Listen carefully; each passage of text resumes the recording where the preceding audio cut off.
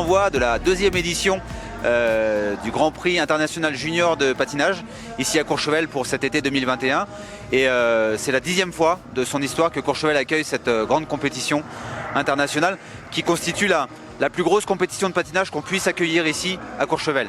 On pratique la danse sur glace en couple, donc c'est une discipline plutôt artistique où contrairement au patinage artistique où là il faut réaliser des sauts et tout ça, nous on est plus dans la danse et la démonstration. Alors on a des concurrents qui viennent du monde entier, il y a 26 nations, 27 nations même qui sont représentées sur ce deuxième Grand Prix. Et ça va, on le voit sur les drapeaux qui sont un peu plus hauts, ça va du Pérou à l'Argentine, en passant par la Belgique, les pays du nord de l'Europe, les États-Unis et le Canada bien sûr qui ont tout raflé la semaine dernière sur la première édition.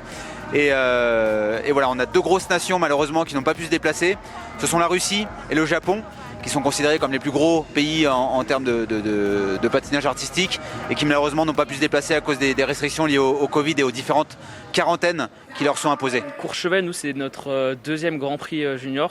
On avait eu la chance il y a 2 ans d'en réaliser un en Russie. Et du coup, vu que l'année dernière, ils ont été annulés, on n'a pas pu être sélectionnés. Donc maintenant, on revient sur la scène ici à Courchevel.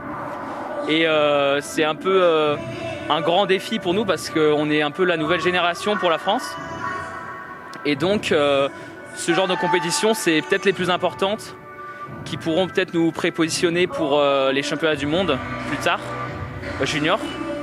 Et donc ici, nous, dans le meilleur des cas, si on performe bien, notre coach nous a plutôt axé sur un top 6, top 5.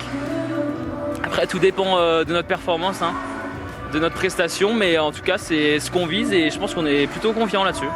On ne sait pas trop quelle place on pourrait faire, mais ce serait de réussir, de faire du mieux qu'on peut et de réussir tous nos éléments.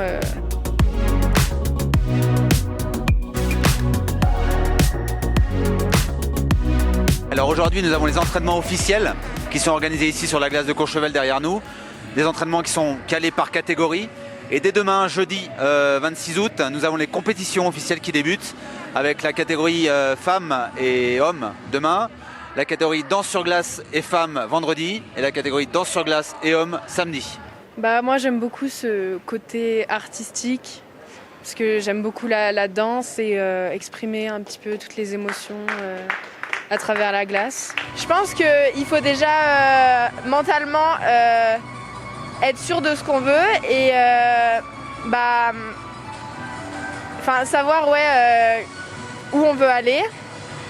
Et après, physiquement, je pense qu'il faut être musclé, être endurant, être souple.